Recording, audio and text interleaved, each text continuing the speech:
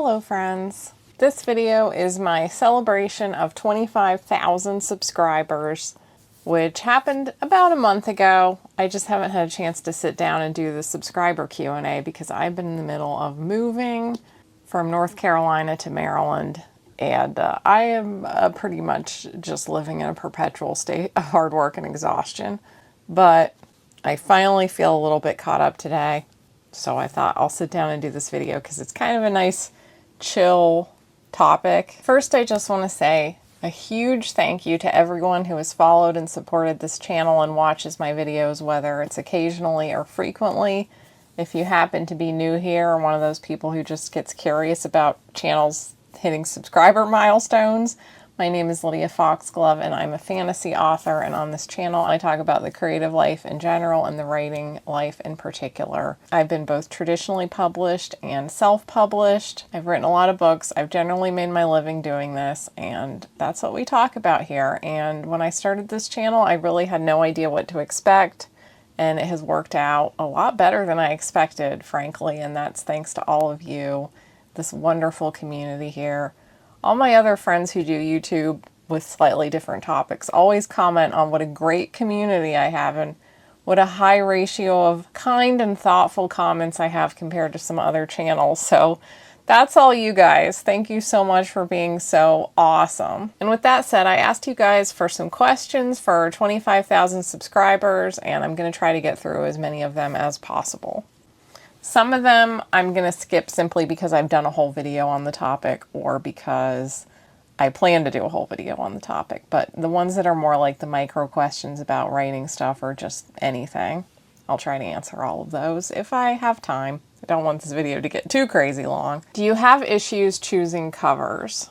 With my recent books, I've made my own covers because they've been more in the cozy fantasy genre, and that's one of those genres where you can get away with making a cover if you don't have like crazy art Photoshop skills. You can just use elements found in Canva and stock photo sites and make a cover with a decent amount of design skill. That can be a very time-consuming and stressful process, however. Like, sometimes I wish I could just contract it out, but that brings its own issues because I've had very mixed experiences with designers. Even when I'm trying to pick designers that are really good, do really good work, sometimes you still, like, what's in their portfolio looks really good, but what they hand you is like, not quite what I wanted. Like, there's no perfect way to get a cover. So the short answer is yes, I have had trouble choosing covers and or cover designers. In fact, that's one of my least favorite parts of writing. Does the time of day affect you creatively? Somewhat. I definitely thrive on having somewhat of a routine, and depending on different life circumstances, sometimes I've had a really good set routine and other times I've had too much chaos in life to have a good routine. Like the last few years have been pretty chaotic, and I've had a hard time really allocating a set time every day to write, which has been difficult for me. I don't have like a specific time of day where I'm most creative. Sometimes I've done well writing when I get up, which is, I would say the morning, but I'm a late riser, so it's usually not the morning. It's usually like noon.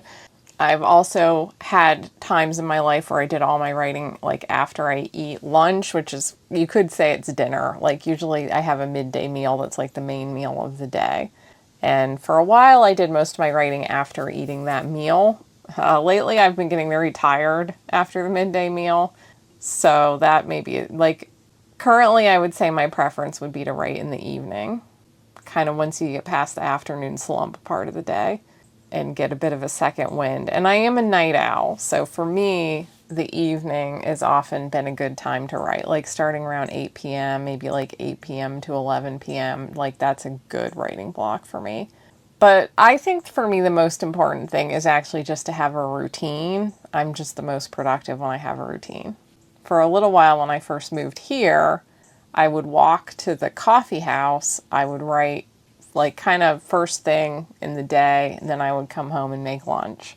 That was very productive for me because like I was kind of getting the writing out of the way early, and I was at the coffee house, so I kind of felt like you got to get it done, no distractions.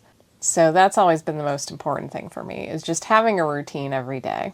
But everybody's body kind of has a different flow as far as when you feel the most alert. So I don't think it's at all strange to be like, oh, I do best writing in the morning, or I do best writing in the evening.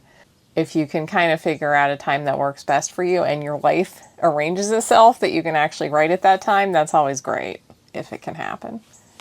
What's your favorite season, and do you find it easier to write when the weather is nice, and do you ever write outdoors? Yes, yes, and yes. I am not a summer girl. I do not function well in the heat, so summer is not my best season for writing and creativity. I tend to be very sluggish. I'm definitely more of a fall into winter writer as far as when I feel the most creative and productive. I do like to write outside if the weather is right. Like, there is nothing like a nice spring day sitting out on the deck working on my book.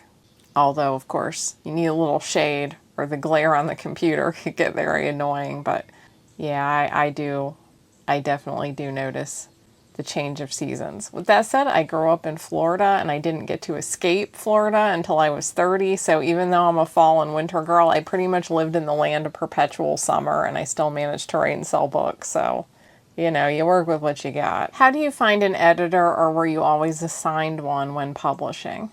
When you're traditionally published, you go out on submission to editors that your agent chooses for you. Editors that he or she thinks are going to be a good match for you.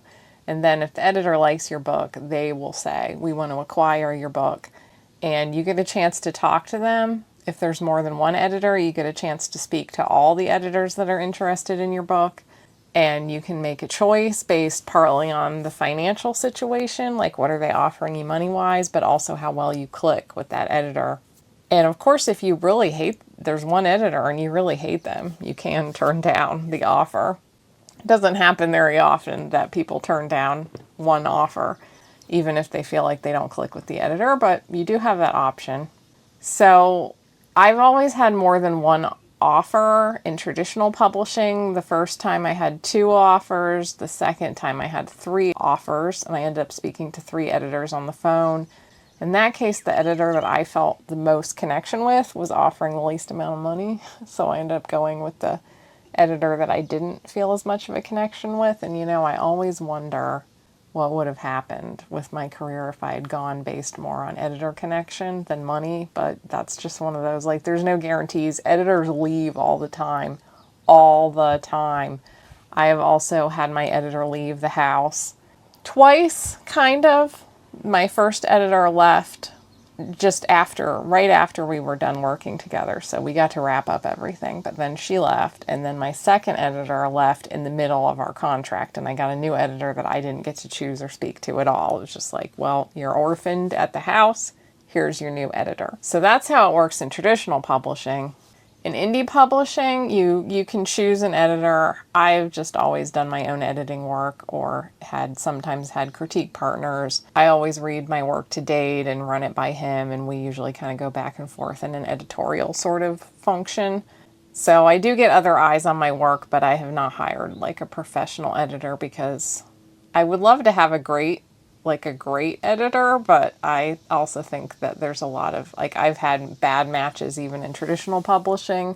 It can be really hard to find a good match, especially when you're already at a level where you've been traditionally published. Your writing's already at a pretty high level at that point. So a lot of it's coming down to really where do you want to go with the work, rather than like improving the basics. If you're at more of a basic level where you're just working on more common craft problems that any editor with like a decent sense of writing could work on, that's kind of a different situation than if you're looking for an editor and you already had a career and been traditionally published or had a successful indie career. So there's no easy answer. I do have a video just on editors, but I'm not sure I had ever actually answered that question. What would you be doing if you weren't in publishing? My backup career plan was always to be a librarian. So I don't know if that would have actually happened, but I was looking at what you need to become a librarian, getting a library science degree, when I decided to try and sell books instead. And I ended up selling books, so I never got got a degree at all, much less a master's of library science, but that probably would have been my backup plan, and I probably would have enjoyed that too. That probably would have suited me quite well, but I'm glad to be a writer.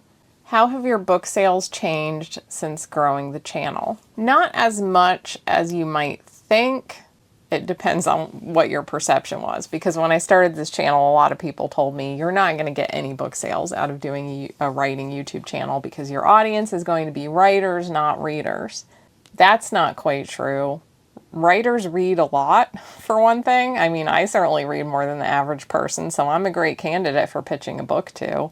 Also, I get other creative people watching the channel, not just writers. But on the other hand, some people think that if you have a decent YouTube presence, you must be selling a lot of books.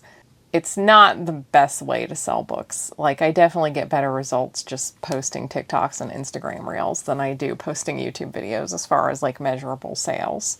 However, what I have noticed is that I've built more loyal and like communicative fans than I ever had in the past, because I think the relationship that I have with fans through a YouTube channel is a lot deeper than I would have just posting on the more casual social media sites. So while I think the quantity of fans has gone up very slowly, the quality of readership is much, much higher. And that's why I'm looking at this as more of a long game thing. I never expected my sales to just like go crazy from having a YouTube channel. I think it's a slow build kind of thing. And if you're going to focus on YouTube, it's more of a two-pronged approach where you want to make some of your money just from the YouTube, not solely from the books, but having multiple angles of things that you can make money from with YouTube is always great. Someone asked how my per book expenses have changed over the years, such as I used to pay for this and now I do it myself, or I used to not pay for this and now I'm paying for this because it's worth it. I've talked a lot about just my income and general expenses for the year, but I've never answered this particular question. I have lately shifted to doing more of it myself, and part of that was because of my strategy of shifting more towards YouTube and making more of my money as a YouTuber than a writer than I used to. And before I really got into the YouTube, I kind of like went through all my writing expenses and thought like, is this really worth it right now? I pared down a ton of things. Like I used to pay for covers. Currently I'm doing my own covers. I used to pay for a lot more services like BookFunnel for distributing ARCs, MailChimp for having a mailing list funnel. I switched to Substack, which people pay me to get my extra content on Substack versus MailChimp. I used to pay for a book report to track my income. I can't even remember all the things. All the like little subscriptions and things that I was paying for, but I kind of just went through and I got rid of most of them because I wasn't really using most of them to their full potential. It was just too many things to juggle, and I really wanted to focus on the things that I enjoyed and I actually made use of. So I pretty much pared down my whole strategy to YouTube, a Substack newsletter, and writing books. And now that I've got it really lean and mean, it's possible that I might start adding some things back in. But one thing that I definitely notice about indie writing careers is that it's really easy to start stacking up a lot of subscriptions and services and eating up all of your profits. Sometimes that can be wise in the beginning when you're first building your career, but I think a lot of people overspend when they first get started because you're just not sure like what's going to pay off or what you're really going to use. So if you have eaten up all your profits with various covers, editing services, mailing lists, subscriptions, and you look at your expenses and it's like, wow, I'm not making any money.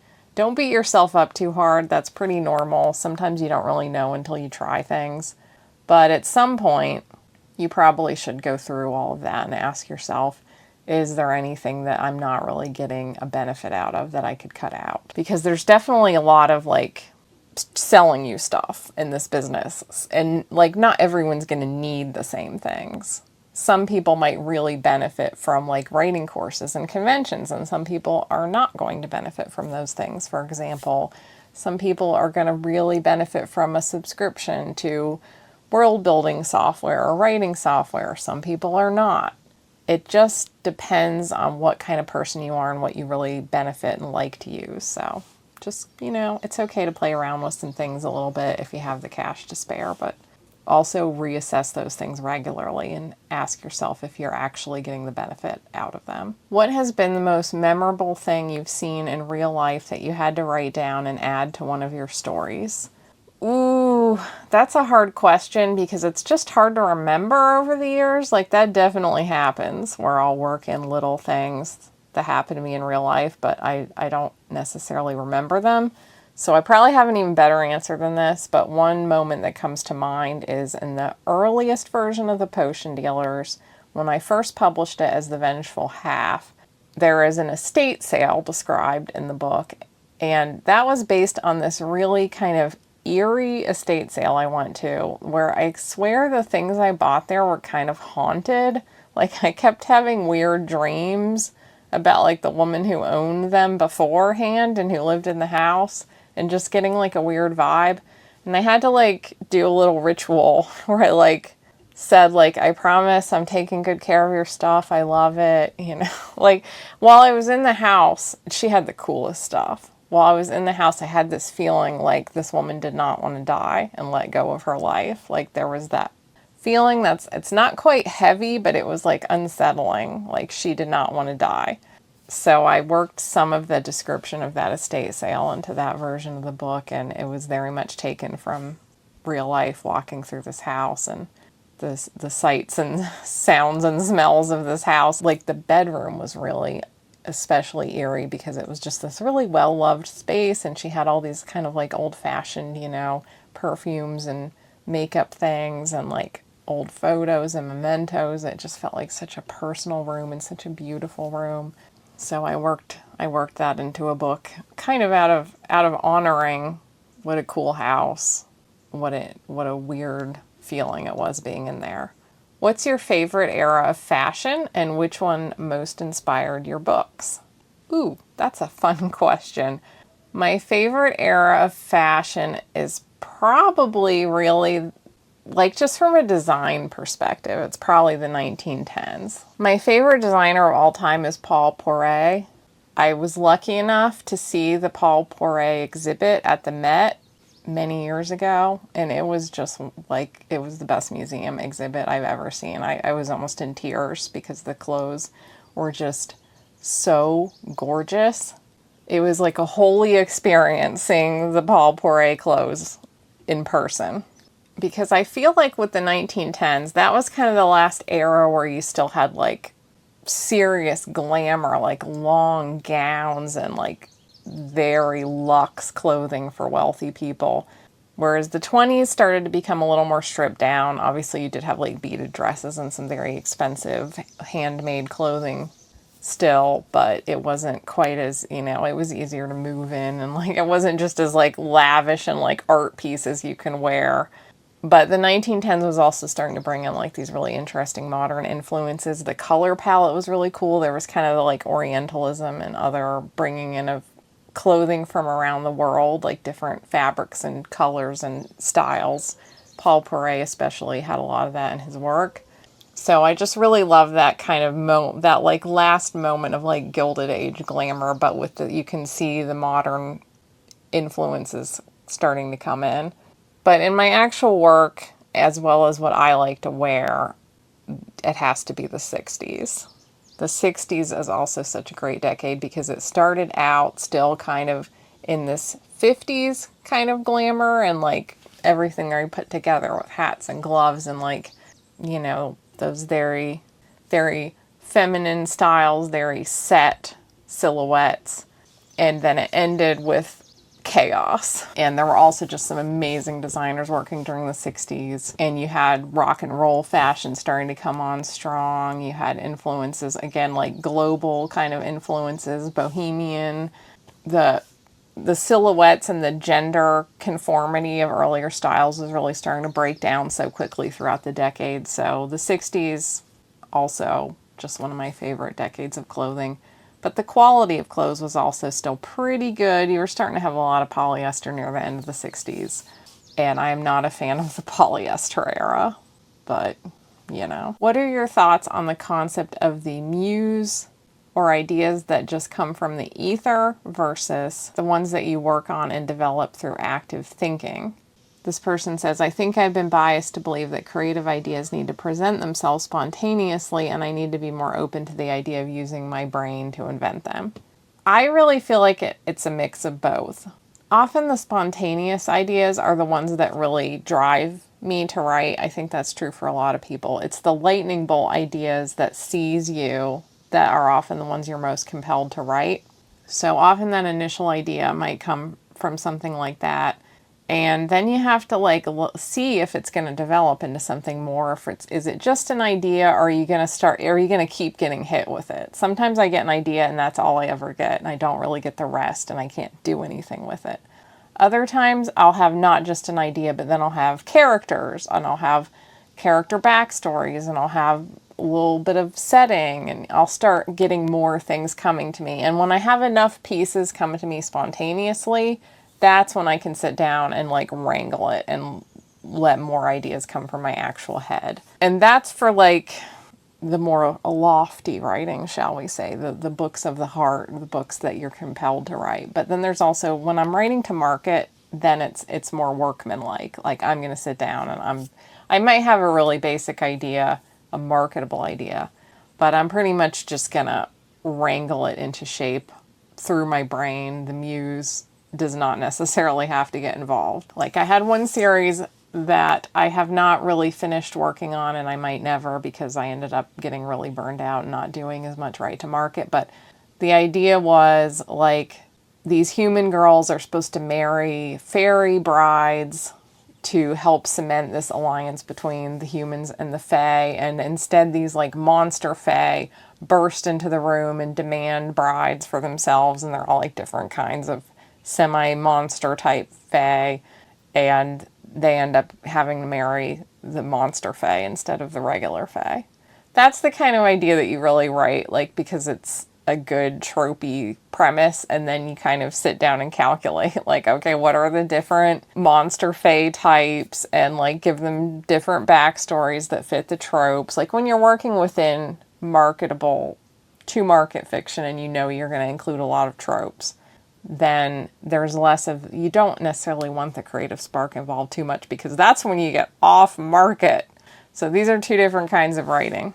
However, even in the most to market stuff, if you have no spark of divine inspiration at any point, then it also becomes very hard to write. There has to be a mix all the time for me, because if it's only inspiration, that's not enough. At some point you do have to sit down and actually come up with ideas. But if you're just coming up with pragmatic, oh, this will sell, but there's no spark of oh, I do really want to write this though, it becomes very hard to actually sit down and write it. So I say embrace a little bit of both. I would also add, if you want to be a professional at this, you kind of have to get used to the idea that if the muse isn't showing up, your brain's going to show up in its place. And I often find that if you just keep putting the work in, the muse will shuffle her ass out of bed eventually. But if you just if you don't stay disciplined and you don't show up to work, then eventually neither your brain nor the muse will do much of anything, at least not anything very useful. I'm always getting ideas, but as far as ideas I can really put into practice, I have to put work in, or the ideas never really congeal into anything. What would be your last meal if given the choice? Probably, it's a toss-up between bún thịt ngon, the Vietnamese grilled pork on rice, with extra herbs, lots of extra fresh herbs, and some summer rolls with a peanut sauce. I love Vietnamese food, and I grew up in Orlando where there's a Vietnamese community, and also Vietnamese herbs grow really well in Orlando. Great Vietnamese food. And I crave it all the time, and I haven't really had anything that good ever since. So that was my go-to dish. Or it would be just some kind of good German or Polish comfort food, like sausage, pierogies, red cabbage, mashed potatoes and gravy, and finished off with a big old slice of Wurzwälder Kirschtorte, Black Forest cake. I'm really testing my ability to pronounce anything with this question, let me tell you. Gotta be Gotta be as good as grandma's. How do you think of fantasy character names, including differentiating them? It is really important to try to avoid having too many characters with the same first letter, especially if they're going to appear together a lot. I think that alone does a lot to distinguish the character names. So many times when I read a book that has characters with the same letter name, especially if they're similar length as well, my brain just blurs them together. You kind of want the names to have very different lengths and sounds and just looks on the page, if at all possible. That can certainly be a challenge if you're writing a fantasy based on kind of an unfamiliar language to Western readers, because then everything kind of reads in our brains sometimes as foreign, but most language systems do at least have different letters, different lengths of names, so any amount of differentiating you can do is always good. With that said, though, characters tend to show up just like with a name for me. I just, in fact, had a comment on Substack from someone who was just like, I don't like the name Alfred because I just think of Batman's butler. You should not have named your main character Alfred. I completely agree with you. When Alfred showed up in the book, I was like, that can't be your name. That's not a cool name. I really like you. Can you go with something else? But he was just like, that's his name. He just showed up. Like, you can't tell your friends, like, I don't like the name Josh. Could you mix that up maybe? Like, you can't do that. It's like that with me with characters. If I have to change their name, it's excruciating. It's one of the hardest things that I ever have to do. At one point, one of my YA novels, and this book was not even that important to me, but there was another book that was coming out around the same time with like a somewhat similar premise. It had a character with the same name. My agent was like, maybe we should change it. And for like 2 days, we went back and forth on names. Everything I suggested, she was like, oh no, I hate that. And everything she suggested, I was like, no. And then we were like, you know what, it's fine. Freddie is not that unusual of a name. We can just keep it. I know some people really put a lot of like background work into names, like looking up the meanings of names or trying to like riff off of things from mythology or different linguistics. And like, I think that's all really cool, but I don't do that. My characters just show up with names. Now, with that said, I have had like my own language that I've been working on in the background for years, and I often consult that, especially as the language document has grown and has more things I can reference. And sometimes I'll pull from that and just like, if I don't have a name, I'll be like, okay, well, this means that, and I could kind of change it a little, and now I have a name. But I never like those names as much as the ones that just kind of happen. And I do think it's nice in fantasy if you do work on some linguistics and the names have a little bit of consistency and there's some similarities, because we do have that in our own language. It is a little pleasing, I think, to the ear when you start to just feel that there's a little bit of a pattern, but you also don't want that to become hard to distinguish. If you ever had a King Arthur phase, there's a lot of characters that start with like the same letter or have similar names, and it's hard to keep all those Knights of the Round Table apart if you have a really involved Arthurian legend novel. So you don't want to set that up deliberately. Okay, I've now been talking for a pretty decent amount of time, so I think I'm going to stop there. I still have a lot of packing to do, and I'm also going to record a members only video so that I don't completely neglect my dearly beloved members. I thank you so much for your support over these last 2.5 years. So exciting to be a quarter of the way to my plaque. That might not sound like a lot maybe, but I didn't know how long it would take to get this far, if I ever would. So this is so exciting. And once I've moved and settled in, I have so many plans for really amping things up. The last couple years have been crazy with my personal life, and we're finally about to get resettled and no longer be working on the great decluttering, eBaying, purging, moving. That has taken up so much of my time, and it's about to all be over, and I'm going to have my own dedicated room just for YouTube and writing and like organizing myself and nothing else. It's not going to be a bedroom. It's not going to be anything except my workspace. That is so exciting to me. So a lot of you asked like various craft questions, and I didn't necessarily answer them because I have a lot of ideas for like really doing some cool deep dives into various craft topics and writing topics and everything else. I can't wait, and it's going to be great. If you'd like more from me, do be sure to subscribe to either my Substack or my Patreon. They both have a free tier. I'm a little behind on my TikTok marketing mailing I promised to do, but it is still on my to-do list. I have not forgotten. And my members through Patreon, Substack, or YouTube also get 2 bonus videos from me every month. If you'd like to read any of my books, the Hidden Lands books are the ones I always recommend first, but I also have a variety of other books, young adult, paranormal, romance, and so on. Link in the description. I normally post every Sunday and sometimes midweek. Probably not back on that schedule until August, however. Right now it's just whenever I can fit things in. I'm just hanging out for dear life, but by August things should be looking a lot better. And I will see you next time. Bye!